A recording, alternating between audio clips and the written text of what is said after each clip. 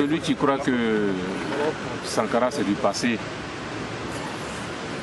je dis il faut se retrouver dans une certaine dimension pour comprendre certaines choses.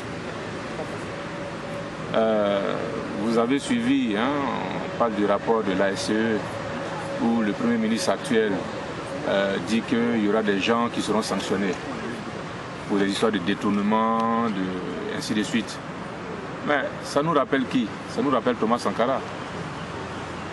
La bonne gouvernance dont on parle aujourd'hui là, c'est pas seulement aller mettre des bulletins dans des urnes qui fait bonne gouvernance. La bonne gouvernance, Thomas Sankara il avait déjà jeté les bases de la bonne gouvernance. En tant que président, il a déclaré ses biens. Est-ce que Blaise Compaoré a déjà déclaré ses biens dans ce Burkina Faso? Or, il y a une loi qui lui dit de déclarer ses biens. Mais lui-même jure de respecter et faire respecter la loi, mais lui-même ne respecte pas la loi. Qu'il déclare ses biens. Et les présidents d'institutions et tout ça, mais la loi leur demande de déclarer leurs biens. Personne ne l'a jamais fait. Et on nous parle de bonne gouvernance. La bonne gouvernance, là, c'est qu'on gère de façon claire le patrimoine national. Mais ce n'est pas le cas. On a vu des gens qui, hier, n'étaient rien du tout, matériellement parlant, mais aujourd'hui sont des milliardaires. Ce n'est pas des commerçants. Alors qu'ils expliquent au peuple comment ils ont fait pour avoir ces milliards. Donc pour nous, tous ceux qui pensent que Sankara c'est du passé, ben, physiquement oui, mais les idées, comme il avait dit avant de mourir, on ne tue pas les idées. Vous pouvez tuer le prophète, mais vous ne pouvez pas arrêter la prophétie.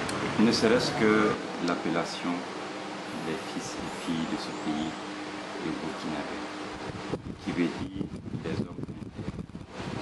Parce que l'homme, il n'est pas seulement que les intérêts matériels. Il y a un certain nombre de valeurs morales qu'il doit incarner et être dans une société. Tuer Sankara, demain il y en aura 1000. Et c'est ça qu'on doit garder. Ce n'est pas Thomas Sankara en tenue militaire avec les grands discours. Non. Le Sankara, voilà, par exemple ma soeur qui est habillée en Faso d'Anfani, on ne lui a pas mis un pistolet sur la tête pour qu'elle s'habille en Faso d'Anfani. Mais elle est très élégante là-dedans. Aujourd'hui, on mange, je viens de manger du kumvando. C'est roots. Voilà, donc aujourd'hui pour nous, Sankara, ce n'est pas le personnage politique. Sankara, c'est le personnage culturel. C'est le personnage référence pour dire que pour vivre libre et digne, c'est de vivre africain. Je verrai sous la révolution ce qui s'est fait pendant la révolution et ce qui se fait actuellement. Lorsqu'on regarde, on en vient à regretter cette période de la révolution qu'on n'en a plus. Parce que, 1, la question de l'autosuffisance alimentaire est un problème. 2, la question de la sécurité également. La question de l'instruction est un problème. Alors que tous ces aspects étaient en passe d'être résolus favorablement par le régime en place au profit du peuple. Vous prenez toutes ces nations africaines là aujourd'hui. Dites-moi, quel est le président dans un pays africain en qui la jeunesse veut s'identifier?